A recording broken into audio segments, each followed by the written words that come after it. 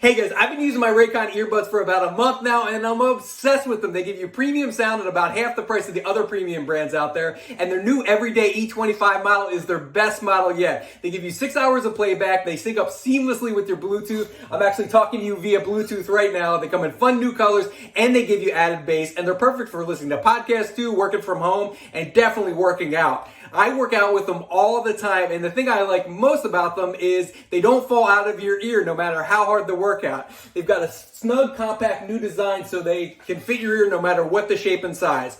And don't just take my word for it. Celebrities like Snoop Dogg, Mike Tyson, and J.R. Smith are using them, and they're obsessed with them. So head over to buyraycon.com/Tom Ward to get 15% off your order. Check them out. I know you'll love them. Hi guys, it's Amelie. I am here on the Tom Ward Show. We just finished a really great interview. We talk about politics, we talk about modeling, we talk about drama and boys.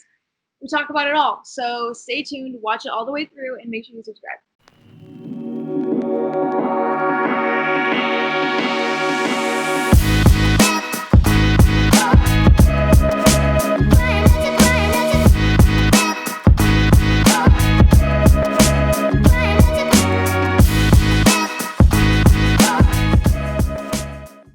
Hey guys, welcome to the Tom Ward Show, where I interview the biggest influencers on the planet like Bryce Hall, Addison Rae, and more. Make sure you check out the old videos and make sure you subscribe because I've got Charlie and Dixie D'Amelio coming up next.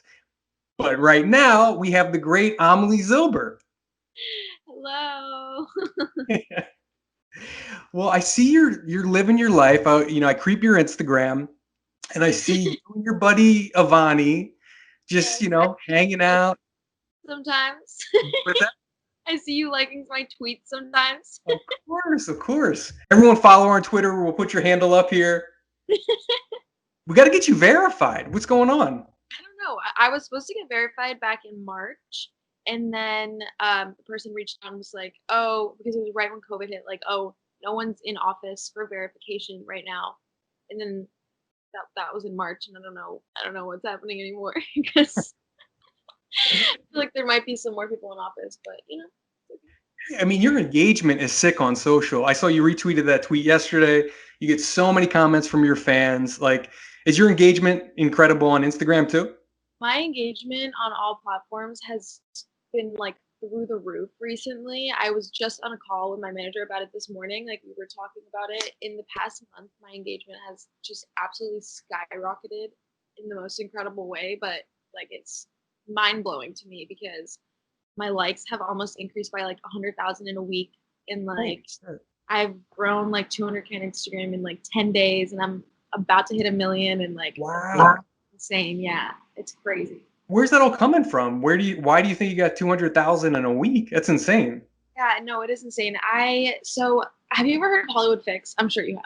Of course. That's where I see you and Ivani. And actually, I want to ask you to interrupt real quick. What the fuck is up with Boa Steakhouse and you kids running around? I mean, are they paying you? Every fucking TikToker in the world. I see you and your buddy Ivani running around. I see Bryce Hall, Addison. What is going on? Do you own a part of the restaurant? What's up? Give the scoop. So, okay, little backstory. My personal relationship with Boa has existed before the TikTok takeover. And my mom, my brother, and I, we used to go there all the time. We used to eat like celebratory dinners there. We love Boa, right? So when I started seeing people to go to Boa, I was so confused. I was like, what the heck? Like, this is my place. Why? What are you doing? And then I went out with Ivani, and then I've been there with Blake, and like, basically the thing is they're friends with, like, the manager reaches out to TikTokers, and is like, I like, come in, we'll get you a table like whatever time you want, and we'll give you like a free dessert or like a free appetizer or something like that. So it's like not the entire meal is compensated, but we do get a portion off and a table like at whatever time we want, whenever we want, which is great. So Boa has just sort of become the place. And not to mention, the food at Boa is phenomenal. Like, the steak is amazing, the appetizers and the sides and dessert, like literally everything at Boa is so good. You should be charging them for this promo right now. This is free advertising. Your manager would be disappointed in you right now. There should be a possible brand integration. I mean, I love Boa. I will always talk about how much I love Boa. But yeah, it's great. So you were talking about the Hollywood Fix guy, and the only reason I mentioned this is because he's posted up outside of BOA. Yeah. So I think the reason that I'm growing so quickly is because originally a Hollywood Fix video of me went viral on TikTok, got like 7 million views or something, where I was highlighting the issue in China with Uyghur Muslims, and the whole concept of Muslims being detained in China. And I spoke about that on the Hollywood Fix interview when he was asking me about my relationship status, and that like blew up, and it shot a bunch of people over to my Instagram and my TikTok. And then every time I've been interviewed by Hollywood Fix since, which has been like I think 3 other times, I've talked about important world issues, and those videos just keep like blowing up. And I think the reason that I'm growing so quickly is because people are actually like not just seeing my videos on the For You page, but they're actually getting to know me on a more on a less surface level, where they're actually seeing my activism and like my interest in politics and how I'm trying to spread awareness. And I think that's why not only my engagement has grown, but like my following and everything. Well, you're interesting because obviously you're a beautiful young lady, right? And you could easily just post bikini pictures and get a ton of likes and tons of, subscribers on your YouTube and those kind of things, and get Bang energy drink deals, which a lot of people are comfortable doing. But you're actually blowing up for something positive, which is very rare. Yeah, no, I mean, I'm really, really, really happy about the way that things are going, because I started social media, like, I started TikTok a year ago, and I first went on TikTok and I was posting like stupid videos, but when I started to blow up, like I was just getting followers. I wasn't really growing that quickly, but when I started to get followers, I recognized the impact that I would have on like a younger demographic if I were to talk about politics. And I'm a super political person. I've always been talking about politics. I created a newsletter when I was 12 years old specifically to engage young people in political affairs. So getting young people to pay attention to politics has always been like my thing. And well, stay on that real quick. So you're 12, because I want to kind of go through the whole history of Amelie, right? So you're 12 years old when most girls are thinking about boy bands and, kissing a boy or whatever girls think about. But it was the 2 Minute Times. Is that the name of it? Yeah, 2 Minute Times. And to be fair, I was also thinking about those things. I was. I'm just super political at that age. I was a kid at its best. But at the same time, I'm a very competitive person, right? And my love for politics really started out of the necessity to outshine my brother at dinner table conversations, because my brother is super intelligent, super into politics. He's older than me, so he's at a little bit of a step ahead, but he's super smart, super engaged in worldly affairs. And he and my mom would always talk at the dinner table, and then they'd look over to me and be like, okay, what do you have to say? And I would just stare back, smile and nod, and just it was not the best feeling. So I was like, I'm going to learn everything I can and make it look like my brother is an idiot and I am the smarter kid. So that was exactly what I did. And then I actually realized in the process that a lot of my young people friends, like my 12-year-old classmates, had no idea what was going on in the world, which, like, to be fair, like no 12-year-old really does. And that's completely normal, though I think it's a perfect age to start getting engaged. But I took my knowledge that I already had, like my passion, not even passion, I guess my just desire to learn more on the world. And I also took the fact that young people had no idea what was going on. And I combined the two and made my own platform where I basically summarized in 5 sentences 5 top stories that happened during the week. And I would add like funny comments and, make interesting titles, and just really like try to get it to be super engaging for young people. And at first it like didn't grow at all. I had probably like 10 subscribers, 20 subscribers, 30 subscribers. Well, hold on real quick. And I'm going to interrupt you because I started out blogging too. And I started blogging just randomly, a different path. I was talking about marketing and business stuff and then influencers. But I started blogging, and then somebody at Forbes saw that and asked me to come over and write for them. And then which led to YouTube interviews and all this other stuff. But it started from blogging. And I think your young fans, I mean, everybody just wants to post a video on TikTok and that's how you blow up, right? Yeah. Or you post, a picture on Instagram, you blow up. But you've got a good lesson, even now in 2020. Blogging is still a thing, and it separates you because who else is writing blogs? Nobody. Nobody. And I really think also the thing about blogging is that like it's such a more insightful way to, like get known. I feel like when you're blogging, you're talking about something that's meaningful to you, something that you're passionate about, something that you want others to listen and hear. And it's so different than just posting a video of you on TikTok. Like you're actually getting people to recognize you for who you are and what you're interested in. And I think that there's something super special about that. And I'm super glad that I started out that way also because it taught me the biggest lesson of all that like hard work really does pay off. I was writing this newsletter for 6 years. I'm 18 now and I haven't really been writing it this summer. But I wrote it every single Sunday for 6 years and did not grow at all. Like it took me years and years and years and years to grow. And then all of a sudden, I was just shooting up in subscribers and I was getting so much feedback. Like, this is incredible. I'm learning so much from you. You're inspiring me to use my voice. And like, if I had given up on that a year after, just because I had only 60 subscribers after doing it for a year, I would have never been able to like receive that feedback and actually recognize the fact that I am helping people become knowledgeable on current affairs. And that is the best freaking feeling in the whole world. So like, yeah, I don't know. I'm a big fan of blogging. Well, that's a great lesson too, is that it took you a while to kind of get where you're at now. It's easy to look at you and go, okay, she's attractive, she's a model, she's got a great life, it's easy. She goes to BOA, of course she's gonna blow up. But they don't see that you've been at it since you were 12 years old. And everyone thinks this just happens overnight. With a lot of TikTokers, it does. They do post a video and blow up, and the rest is history. But I like your story, which, teaches kids, and especially everybody wants to be an influencer, that, hey guys, it doesn't happen overnight for most of us. And it takes time. And most importantly, it takes consistency. You were there grinding every Sunday when you didn't feel like it, writing a new post. Yes, exactly. And let me also just say, like, even throughout the entire 6 year period where I was writing consistently and like I didn't grow in subscribers really till about like until this year, I was still getting recognized by like not young people.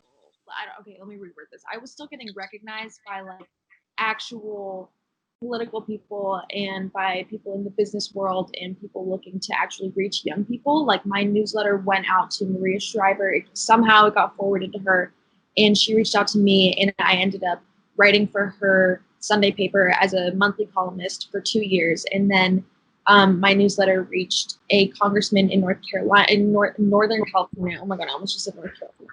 Northern California, named Eric Swalwell. And he and I ended up collaborating the summer before midterms and leading up to midterms in 2018, where I wrote a weekly email and summarized 2 stories, wrote why it's important to voters and how their vote could actually impact the situation in midterms. And that was being sent out to his entire constituency of young people. And even though I wasn't growing in subscribers, I was still like getting small pieces and like I didn't have any followers at the time, but I was still doing minor things that like ended up that at the time seemed kind of small, but I'm now looking back on it and I'm like, those were huge given the fact that I was where I was. So, like things come to anyone like wanting to try and start, like just do it. Like things will come and it's all a process, But Instagram, so you're doing all that, and then you're in high school, and then you start posting on Instagram, and that's probably where you got your first bigger following, right? That's kind of where you blew up. yeah. So, I mean, well, actually I started on TikTok in last August and I was like posting videos on TikTok and I was growing on TikTok and then I was posting photos on Instagram. And to be fair, I had a little bit of a following on Instagram. I had probably like 10K or something like that, maybe 15K by the time I started on TikTok, just purely because my modeling content on Instagram was performing well. So I had like a little bit of a following before that, but really when I started posting on TikTok was when my followers started to increase on Instagram. So how old are you? 17 when you started on TikTok? Yeah, I was, yeah. That's incredible. And look where you're at now. How many followers do you have on TikTok now? 3.4 million.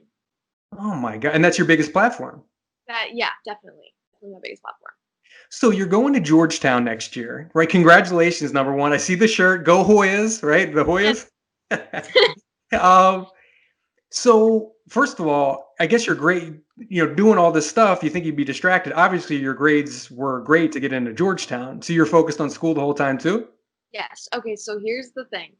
I was on social media and I live in Los Angeles and it's social hotspot. Everyone, all the influencers are here, all the events, all the parties, whatever. And my best friends are on social media. Avani, my best friend, has been on social media. She's been huge, but we are, she's my best friend and she was out doing stuff. And I was really sitting here at home and I was like posting my social media content and then I was getting my homework done, like doing everything I could to keep my grades up. For me, social media has been a part of my life since August, and college has been on my radar since I was 14. Like there's such a huge difference in the way that social media was important to me versus like the way that college and grades and keeping up with all of the things that I'm passionate about was important to me. And now they're definitely leveled out. Like I care as much as about social media as I do about like my college career. But at the time, I was still really trying to grow, but I was so much more heavily focused on the fact that I needed to keep my grades up and do everything I could to get into the college of my dreams.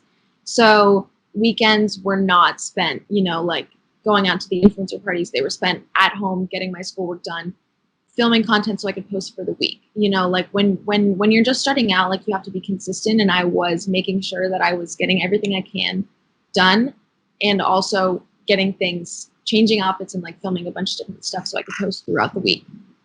So what is college like? If I were you, okay, I would never go to college. I would be one of these kids dropping out of high school and saying peace out and moving to LA and living in a collab house and just blowing up and getting brand deals. Yeah. So when you go to Georgetown next year, first of all, Georgetown is hard as fuck. So and it's going to take a lot of time. So where does social media, you're not going to have time to film long form YouTube videos and stuff, will you? So here's the thing. Georgetown is going online this year.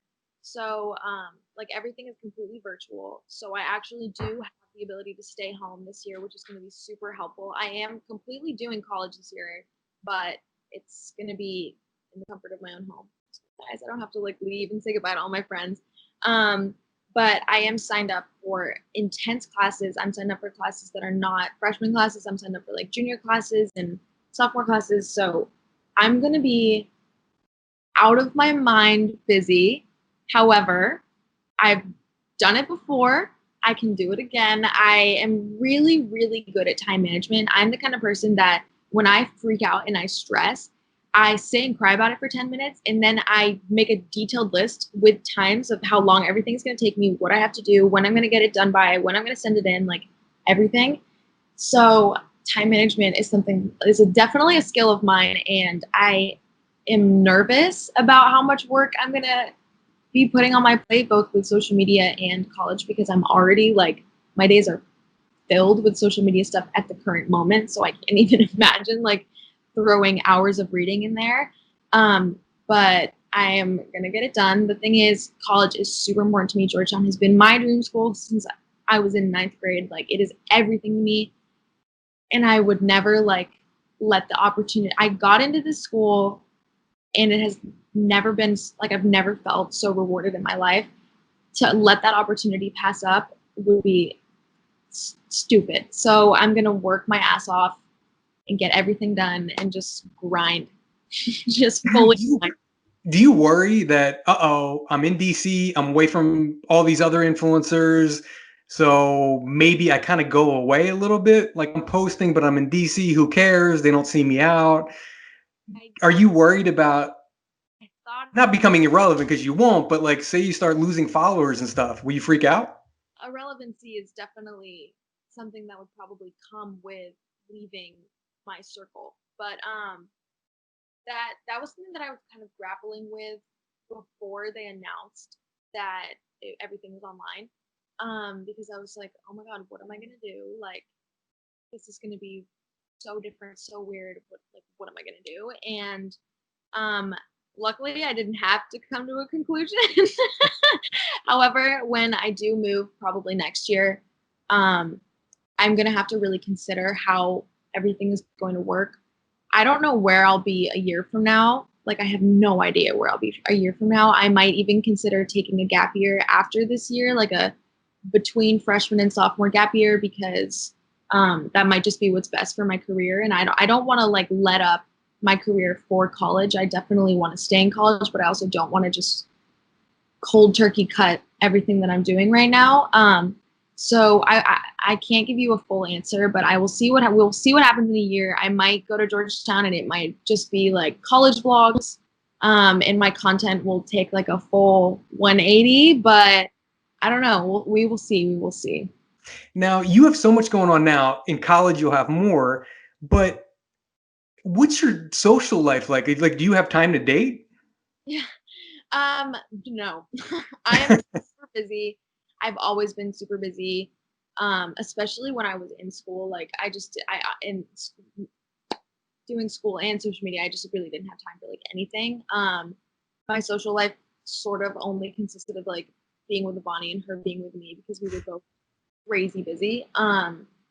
But relationship wise, like I said, I'm a great time management type of person. I figure everything out. If I have plans with someone later in the night, I will get everything done by 5 o'clock. I'll wake up, like I usually wake up at like 9:30. If I know that I have to get everything done by 5, like I'll wake up at 7 and start my day. Like the sacrifices I will make for a social life do exist. Now, are some of these sacrifices for a guy named Blake? That was by far people's number one question, and they would kill me if I didn't ask.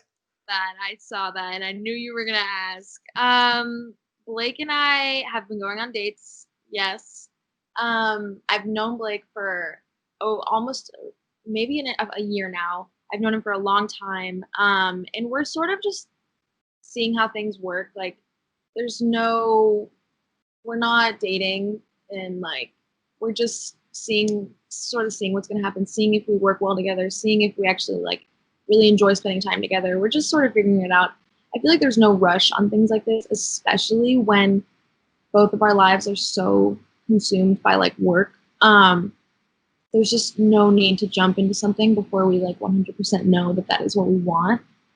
But yeah. All right, and a follow-up question. What is your favorite physical thing about him? And this is another question. And what's your favorite thing about his personality? And then I'll leave Blake questions alone. Okay. Okay, my favorite physical thing about Blake, I think he has great eyes. I am drawn to the eyes. I think he has beautiful eyes. And about his personality, Blake really is a super sweet person. His heart is huge and he's super kind. So something that I really, really like about him is just the fact that he is so sweet and kind, and he has a big heart. He comes from the South, so he has like that southern boyish kindness to him. Nice. I wish you guys the best because you sit on the sidelines and you watch all this stuff, and the relationship drama with TikTokers are insane. I'll just look at the Hollywood Fix and go, it's like watching, because I'm much older, it's like watching, we just watched Kissing Booth. Shout out to Kissing Booth, right? Watching with my little daughter, liked it, my wife. But it's almost like for me watching a high school movie because this drama and what's this one doing, and she said this tweet, and was it about him? It's crazy. It's so much. I didn't want to take anything to social media, but it sort of just ended up happening. But like, taking relationships to social media can be so problematic and like cause so many issues. And not to mention the fact that like every DM comment mention you get happens to be about the other person after you take things to social media, which like is super frustrating because you're trying to be your own person. But it happens for both people, and it just kind of is the way that it is, and then sort of everyone's eyes are on you, so it's kind of like, oh my God. Well, I interviewed Addison twice, and check it out. Check out my recent one. It was a couple weeks ago. But everyone, all people wanted to know is Bryce. That's it. Tom, ask about Bryce. If you don't ask about Bryce, we're gonna unfollow you. You have to, and that's all people cared about.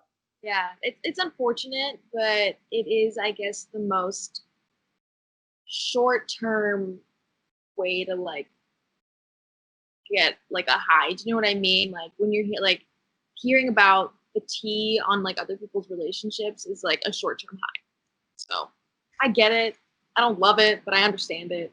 And those tea channels kill it. Those tea YouTube channels, I mean, they're getting more views than the person they're reporting on a lot of times. You know, I look at these tea channels that are getting like 1 million views a video, and I go, the person they just talked about is getting 500,000 views per video. Yeah, and it's because they're like usually like exposing them or something, or like found a screenshot and no one can like confirm if that's true or not, but then it causes all the speculation, and then it's like getting sent out and they're like, oh my God, did you see this person? Like, it's all so, the whole idea of like tea channels and pages is so bizarre to me, especially because tea pages only highlight, I guess, like the more negative things that happen in people's lives or people's careers. You know, like I'm working with Joe Biden in like a really, really incredible way. I go on like bi-monthly calls with him like every 2 weeks in his campaign, and I'm doing incredible things with him. And like that has never been posted on a T channel before, but me freaking talking about Blake goes on a T channel. Like I just, I don't know. I think T channels really just highlight not always the best things and like the most important things to highlight. They highlight the drama, or like someone said, like, I mean, like if you say the N word, please get exposed. But like you know what I mean, like like the bad things. Yeah. Well, it's goofy. Like I'm in a weird situation because I'm one of the few people that'll have a 45-minute conversation with an influencer. No one else does that. It's the Hollywood Fix guy outside of BOA, asking you 2 questions and going on to the next thing. And I'm interested, like what I'm interested in is business, how you do your social media, lessons for kids and all that stuff. But people want tea. So you got to sprinkle in tea to kind of hook them, to get them to learn about Joe Biden. Like I had to sprinkle Blake in there for them to keep going, to listen about Joe Biden and all that, which we'll talk about. It's kind of fucked up. Oh, it's definitely fucked up. But like, I mean, you know, whatever will get the views. Like, but it sucks. But it's kind of like here's a parallel example that I hate, but I also like contribute to. So I'm kind of a hypocrite, but if I have an important message about something going on in the world and I want to post it on my main feed because I think it's super important, I can't just post it on my main feed with a picture of, like, let's just say I want to talk about immigration and like the border crisis. I can't just talk about the ways that the Trump administration is like taking children away from their parents at the border, because that's going to get no likes and people are just going to scroll right past that. I have to post a selfie of myself with a swipe to an infographic and make my caption about the infographic, or else it's going to get no engagement. And I think that is so fucked up. But I do it anyways because I know that there's more views, and I know that people might actually pay attention. If there's a swipe, they're going to swipe, and then they're going to be like, oh, what is that? So I do it, and I hate it, but like, I don't know, we live in a society where it's like sort of like I said, like the short-term high. You know what I mean? Mm-hmm. So, well, you know what? You're like a superhero, and stay with my analogy for a sec, right? Good looks is like your superpower, is one of your superpowers, right? And you can use it for good or evil. Like evil would be like, I don't know, posting butt workouts or fucking selling Bang energy drinks, right? But you went the other way. You're like, I'm going to hook them. I'm going to show a bikini pic, but that's going to get them to the China crisis and what's going on there. Like you're using it for good. Exactly. Yeah. I do my best. I really just think that honestly, looks are so surface level. I look at a beautiful person, I'm like, oh, they're pretty. And like, that's literally where it ends.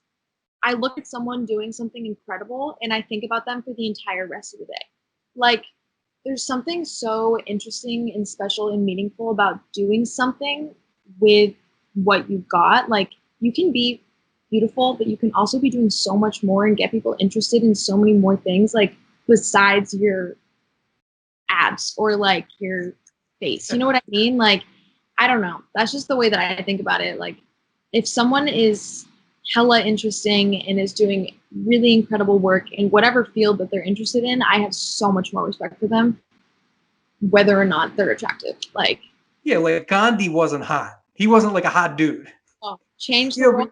Like, change the world. Yeah, I mean, he didn't have, he didn't have a million followers on Instagram, but like he did big things. yeah. What do you think about um so take Black Lives Matter, right? When everything was going on, it was big 2 months ago, right? Or maybe even 3 months ago. And Like, every influencer's posting the black screen on Instagram because that was a thing one day. And then they're posting their Breonna Taylor story real quick, and then it's 5 bikini pics. Like, did you, as somebody who just watches this, like I call bullshit on certain ones without calling anyone out. I go, that person doesn't give a fuck what's going on. They're only posting it because they kind of have to.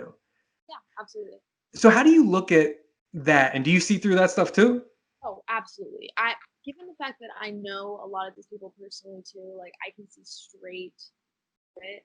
And like we're all not neither of us are gonna name call just because like that's not the point of this. Um, there's there's a lot of people who can I just say anyone who did not talk about Black Lives Matter at all until they posted a black screen on Instagram and then didn't say anything else, like just middle finger to you, dude. Like you didn't do shit for this. You don't deserve my respect at all. But for people who were consistently, I guess for people who didn't talk about it at all previously to the George Floyd murder, talked about it a lot, didn't talk about it at all.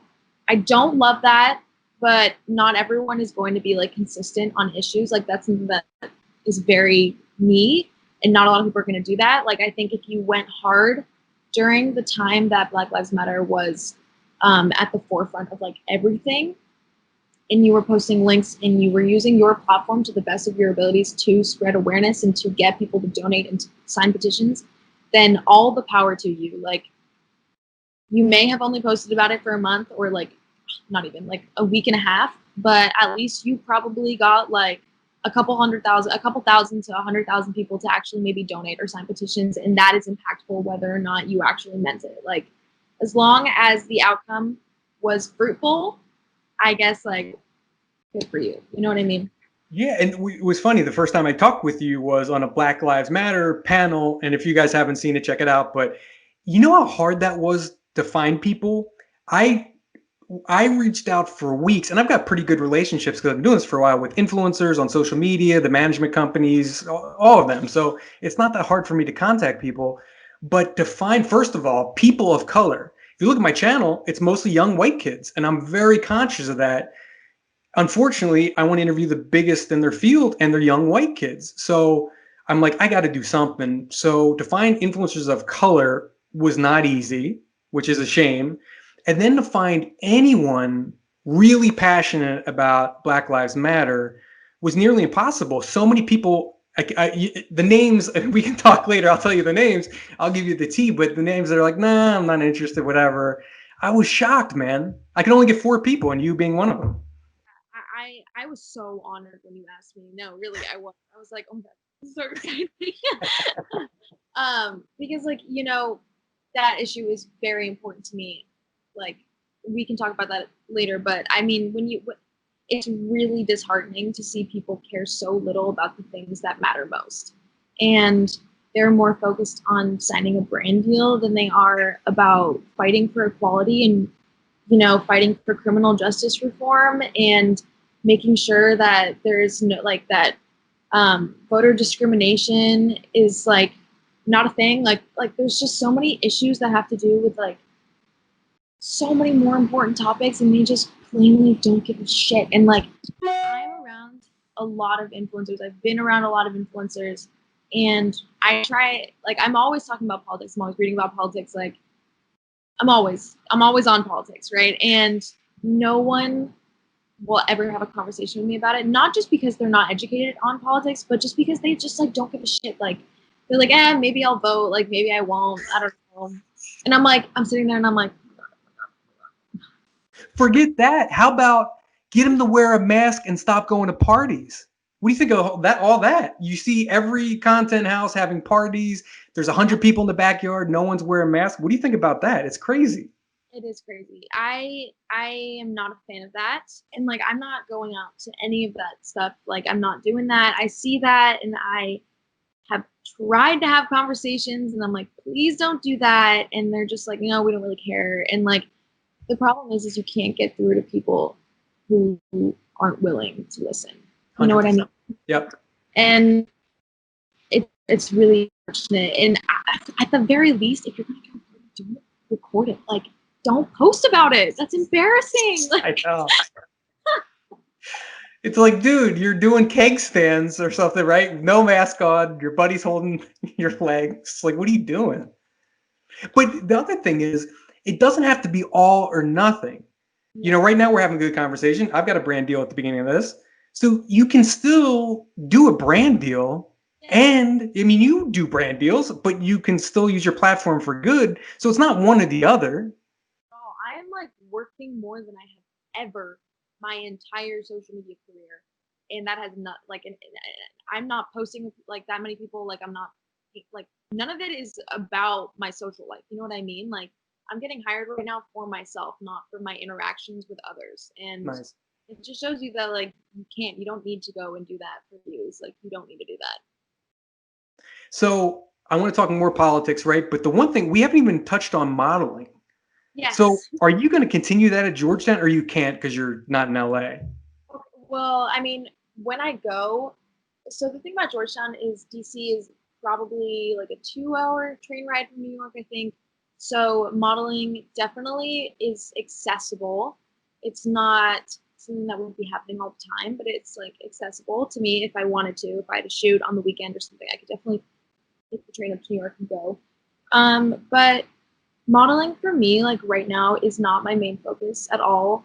I feel like unless it's a really, really cool opportunity, I'm just not that interested in it. The modeling industry is really intense. It's really, I literally found this out yesterday. I shot with someone yesterday, and the makeup artist was someone that I had worked with before, and we were talking about, we forgot how we had met, like, because I had mentioned her in my Instagram story, and she had mentioned me and her Instagram story like months ago. We were like, where was this? What was this? And we found out, we were like, oh, this is what it was. And we checked the photographer's Instagram, and he's literally like in jail for sexual assault. Like, Who was? Charges. The photographer that we worked with together like months ago. And the modeling industry is just so, I don't know. I think like if I'm getting jobs for modeling that are magazines, like cool editorials, things that are featuring me as like for who I am, not just like a photo, then I am absolutely 100% down to do it. But I am not, like, I'm over the time where it's like going to castings and booking small jobs. Like I just feel like I'm past that point. I don't like it. I don't enjoy it. I'm not going to do it. So for me, modeling is only going to be like if I get a really big opportunity or something that I think is really cool, then I will 100% do it. Otherwise, no. Oh, we didn't even touch on this too, like body shaming and body image.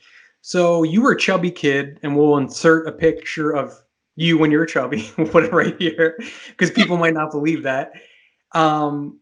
And what I was interested in is, so you could talk about your eating disorder, kind of how you went through that, but then how do you balance? You've got to be thin for your job. That's a reality. Yeah. So how do you do it without falling back into unhealthy ways to do it?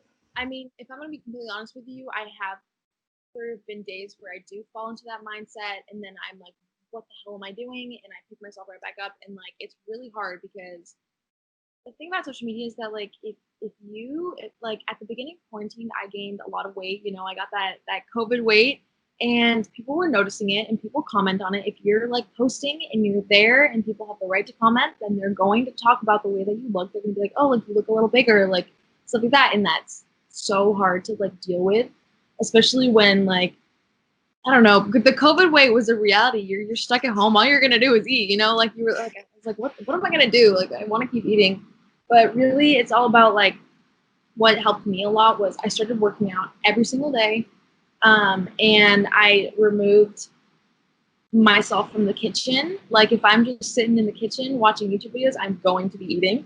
But if I'm chilling in my bed drinking water, like I'm not even gonna be thinking about food. But we can talk about how like modeling sort of had a very forceful touch in this. I started modeling when I was 15, and the pressure to be so skinny because like I would go to this is why I hate casting calls. I would go to a casting call where a brand would have, like 30 girls come in and we're all just sitting in a room and everyone is freaking stunning. Everyone is super skinny. Everyone's super tall. And I like, even if you are like more beautiful than them, like you just feel so insecure in that moment. And you see other girls who are like, I want to change that about myself. I want to change that about myself. Like, and the list goes on. And I would go to castings and then I would go home and literally not eat for the rest of the day. So that like at my next casting call, I'd be like 2 pounds thinner. And it was such an unhealthy mindset. And the modeling industry really like put me in a dark mental place for a long time. But I recovered from all of that. I like figured out a way to eat healthy. What I do now, like how I maintain my weight now is by like working out on a consistent basis and eating healthy foods. Like I don't starve myself. I don't like starve and binge. Like I don't do any of that stuff. I cook myself healthy meals. You got like brown rice and chicken and some salad and like you're perfect. You're feeling that's like a great meal. It's all about like you eat oatmeal all the time. Oatmeal's great. Yeah, I see you creeping on my stories. Yeah, I eat oatmeal every day. I drink a gallon of water. Shout out to this. This is a half gallon, so I drink 2 of those every day. I eat fish and brown rice and veggies for lunch, and then I'll have a vegetarian dinner. So it's boring, but you get used to it. Yeah, you get used to it, and you almost like look forward to it. Do you like look forward to it? Yeah. Listen, we'll get done this, shortly. So I like to eat at 1, so I'll do a little work after this. And yeah, I'm stoked. I'll watch TV for a half hour and I'll eat my lunch. Yeah, and it's like you look forward to it. Like if you know what you're getting, then you like look forward to it. But the thing is like, you can eat a fully balanced day of 3 meals and like not gain weight in a way that like people are gonna notice. Like it's all about like just maintaining a healthy lifestyle. It really is. And it took me a minute to learn that, but now I have learned that. And I do go through periods where it's like, oh, like after my birthday, like I had a bunch of cake and I had a bunch of candy and I was like, okay, I'm gonna like eat less the next day. And then I sort of have to snap out of that mindset. Like, no, you don't need to eat less just because yesterday was your birthday. Like you can continue to eat your same amount of meals. Like just go back to your normal routine and everything will fall into place. And I just have to remind myself of that sometimes because it's so easy to fall back into like, oh my God, if I gain weight, it's going to get noticed. You know what I mean? What a lot of your fans want to know too, like, do you have any advice for them if they don't feel good about their looks and have poor body image too? Like, yeah, I mean, what do you suggest? Like the number one thing is the thing that took me out of my eating disorder was being able to talk about it. So I like my mom, everyone in my family noticed because I was like dropping weight like crazy, and everyone in my family was like, "What is going on with her? Why does she look like a bone? Like, what's happening?" And I went and I saw a doctor, and he recommended I went to my pediatrician, and he recommended me to a like food therapist who like gave me a workout plan and a like 3 meal a day nutrition plan. And that completely helped me. Like it gets you back on the mindset of like working out and eating healthy to stay healthy rather than not working out or overworking out and not eating to be skinny.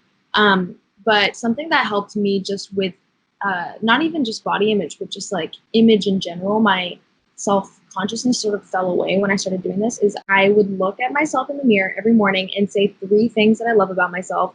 And none of them had to do with what I looked like. Like whenever I said 3 things about myself, it was completely about my character, my interests, my intellect. It was about who I was on the inside. And I was like, I love this, I love this, and I love this. And I did that every day for like a year. And it made me realize that who I am on the inside is so much more powerful and so much more beautiful than anything I'll ever be on the outside. And the sort of love that you have for who you are and what your character is spills out, and it makes you love yourself in your entirety. Well, that's good advice. So we're kind of close to the end here. What I want to finish up with some politics, right? I guess first, how did Biden come along? And then next, what are a couple issues that people should look into? Yeah. Okay. So Biden was a really random. I had gone to a political event right before midterms, like September before midterms. I went to an event and I met this guy there, like, and he owns his own activist company. And we briefly stayed in contact, not that much, but like a little bit. I've gone out to lunch with him and my mom like 3 times in the past 2 years, and we'll sometimes email, but it's just very like sporadic and random. And he reached out to me like a month ago, and he was like, "Hey, we need a young person to teach Biden's team how to engage with young people. Are you down to jump on a Zoom call with Shut up. his top senior campaign officials?" And I was like, "What?" Yes. And that turned into every 2 weeks we go on a call with Biden's senior campaign officials, and we talk about ways that Biden can engage. I talk about ways that Biden can engage young people. There's a good, like, I would say 15 people on that call. Like 10 of them are like the campaign managers, and then 5 of them are like people who can reach demographics. So there's like someone part of the LGBTQ community, someone part of the like African American community. There's someone for the young person. Like there's like 5 different people that touch different demographics, and we all talk about ways that Biden can tap into those demographics, engage them, show them that he's in support of them, because let's be honest, like Biden is the only one who's in support of like minority communities. Like Trump isn't at all. So we just talk about ways for an hour. We jump on a call and we talk about ways to engage those different demographics, and it's phenomenal. And I feel so lucky, and like it's insane. And we're about to jump on a call, I think sometime in the next week, like after the weekend, where we're going to talk about Kamala Harris and that as his choice of VP, and how we can get people to recognize Kamala Harris as like someone that can support his campaign and be really powerful in the White House. And yeah, it's amazing. I'm so lucky. Wow, it's amazing. So what are some causes, actually first, before you talk about causes they should be aware of, what your fans want to know, what can they do to get involved in political issues where they're young, they don't even know where they stand on issues yet? It's definitely tricky. I think the first and most important thing is get educated. You know, read as much as you can. Then, like, if you are actually interested in learning about where you stand on issues, but you're not willing to read about them, then you're not actually interested. You have to, if you want to formulate your own opinion, you have to go and read multiple websites. You got to read both sides. You have to understand everything for you to be able to come to a conclusion on where you stand. And it's definitely a process, but if you actually care, it's worth it. And for people who don't really care, but sort of want to like, no, there's always websites that like bullet point like the pros and cons, or like the left and the right side, and you can see like where you fall. You know, education is the most important thing to getting involved in politics. You cannot get involved in politics without first being educated and knowing what you're talking about. You will lose every argument that you get into, like every discussion. You will not succeed if you are uneducated. So education is the first and foremost important thing. I love podcasts. Listen to podcasts. Podcasts are amazing. I listen to something called Pod Save America or Pod Save the World. If you guys want to listen to podcasts, they're funny and they're just super informative. I love everyone on the pod team. I'll put links in the description so you guys can check it out. Yes. And then it's all about spreading awareness. Once you're educated, then you use your platform. I was posting about politics when I had 1,000 followers. Like, you can post about it. I don't care if your friends are like, "What are you doing? Why are you posting that?" It's like, well, well, you saw it. That means you like looked at it. That means you read it. So I actually did do something. Like, just post about it, talk about it, spread awareness. The more you talk about it, the more people can learn about it, and the more the issue will like spread. So yeah, that's my advice. Get educated and like use your voice. So what are 3 issues that people should be paying attention to? Domestic or international or both? Both, whatever you want. Okay, so I definitely think everyone should be looking at the upcoming election. Everyone should be looking at the election. Whether or not you can vote, you should be paying attention to the policies of both candidates. You should be looking at what's happening. You should be watching the debates. You should be getting everyone that you can to register to vote. Please, guys, register to vote. And the election is at the forefront of where my mind is at. Second, I think I've talked about this before, the issue in China with like the Muslims. There's over 2 million Muslims detained in China right now in what is being called like the brainwashing of Muslims, and it's like an ethnic cleansing. It's horrific. They're being forced to eat foods that go against their religion. They're being taught to go to basically like China is working to just completely dismantle Islam from Chinese regions, and it's horrible. Everyone should be paying attention to that. Everyone should be spreading awareness about that. The international community should be talking about that because that it needs to stop. And I don't know why like world politicians haven't done shit about it. That pisses me off, but that should be happening. And the more we talk about it, the more pressure we put on them to talk about it. And what else? There's so much happening. Like there's conflict in Armenia and Azerbaijan. There's conflict in Zimbabwe. There's conflict. Everything that just happened in Lebanon. There's conflict in Kashmir. Like there's so much conflict. I would just say like for my other issue, let's just pay attention to fighting for democracy, because with democracy comes equality that touches into Black Lives Matter. There's no such thing as voter suppression in a real and fair democracy. There's no such thing as like redlining in a real and fair democracy.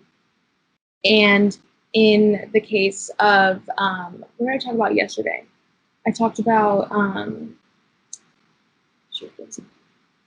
Belarus there's protests over there's protests over the fact that they have not been having fair elections. So my third issue is let's fight for fair democracies across the world, because that can trickle down into all sorts of different kind of things. And what you're doing works, because I had no idea about that, but I read your story where you talked about the guy has been there forever. He's like a dictator. He gets 80% of the vote somehow, which is bullshit. So yeah, what you're doing is bringing awareness. Like I can just tell you, I didn't know about that 2 days ago, and I found out about it yesterday because of your post. That's the thing. It's my goal. Just getting people to like read up about it. Because like if I were like, oh, you should go research what happened in Belarus, you'd say okay, and then like probably not. You know what I mean? Like if you break it down and put it right, if you meet them where they are, which is social media, and you break it down, people are gonna pay attention. Yeah. So we always do Tom's Top 5, where I ask the guests 5 things. So we're gonna do 2 for you because you're special. So 1, your top 5 political leaders, right? Ooh. Which won't get as many clicks or views at all. And then I also want to know your top 5 TikTokers, which everyone will want to see. So we're going to do both. Okay. So who are your top 5 TikTokers? Top 5 TikTokers, just like my favorite people to watch. Yeah. Okay. Got a shout out to Vonnie, most talented, best ever. Love her to death. So Vonnie comes in at a whopping number 1. Then I would say I love Jack Wright. He's literally the golden retriever of the world. He's the sweetest, like smiliest person ever, and his dancing is impeccable. I love him to death. Third TikToker, let me think. Who do I want to hype up right now? Let's think.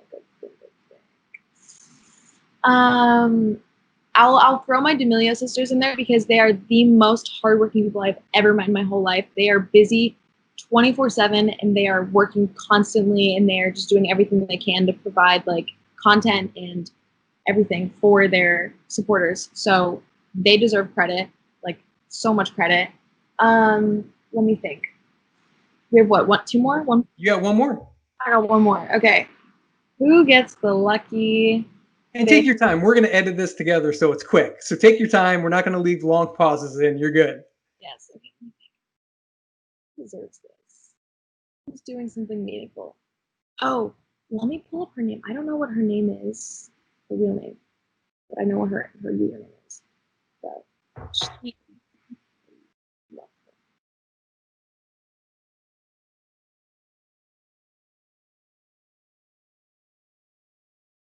Okay, her name is Jax James, Fat Raccoon on TikTok. She's an activist and she's also stunning. And she and I are both working together to break the stereotype that pretty girls can also be super freaking intelligent. So everyone go check her out. She's dope. Nice. Now, this thing you want to talk about, right? Who are your top 5 political leaders worldwide right now? That is a question. Okay. Oh man. Can they like be dead or do they have to be alive? Alive would be better because then people can research them and, Okay, let me think. But you can do of all time, whatever you want. No, I'll do alive. Let me think. I love problem is politicians have so many like bad things to them, but anyways. I love AOC. I think she's amazing. I think she is literally going to change the scheme. I'm not completely in alignment with all of her policies, but I do think that she's super cool and super young and progressive and is going to actually make big changes in the political sphere as she continues to age and grow. She's amazing. I really like Pete Buttigieg. I really wish he went farther. He didn't. Hopefully his time will shine in another 4 years, but I think he's great. This is a lot. Let me think about world leaders. You got to include your buddy Biden.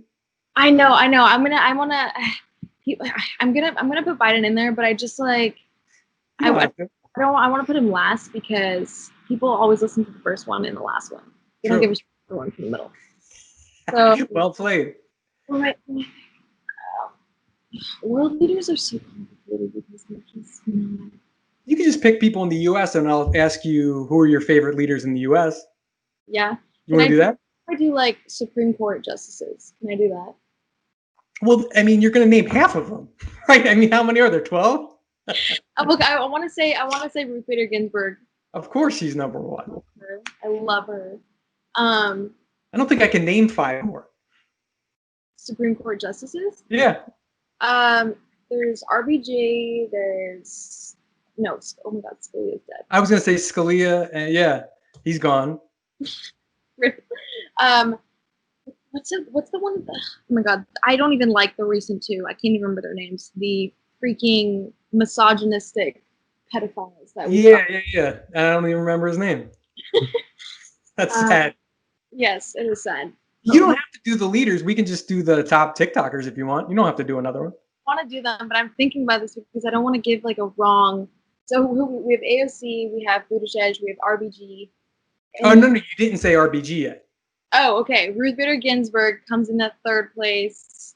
We love her, we support her, and we need to make sure that Biden is elected so that if she perchance must leave her spot on the Supreme Court, we will not have a 3rd misogynistic sexual assault charged judge on the jury thing. Because that's another reason why we need to vote Biden, guys. The Supreme Court is so important. It's so important. If we have another conservative judge on the court, we're screwed. I'm just gonna say that. I'm screwed. Okay, let me see. There's one more because I'm gonna do Biden. Oh, okay. I love Stacey Abrams.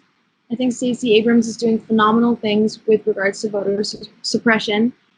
She was in the running for VP, but she's a little bit less known, so I think that they went with Kamala. I also love Kamala. But Stacey Abrams is phenomenal. I know she's going to have a large political career ahead of her. And she is making great strides in helping Black people not get or deal with voter suppression in the South, because that is a huge issue, and she's working really hard to make sure that that doesn't happen, especially in the 2020 election. And then last place, we got Biden. Biden is not the most engaging or exciting candidate, and he has weird conspiracy theories around him, which I hope a lot of you guys don't believe when you see. But Biden really has supported, he's done so much for women. Like, he's created acts to help women who deal with domestic violence. He's helped LGBTQ. He was the highest ranking Democrat to first speak on same-sex marriage.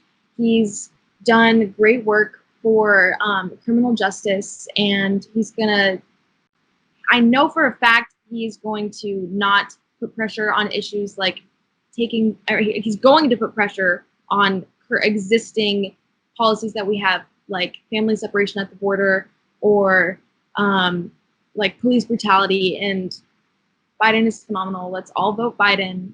He comes in last, and let's freaking vote him in 2020. Thank you so much for being on. We talked for an hour. You believe it? A great conversation too. Yeah, I had a good time. So thank you.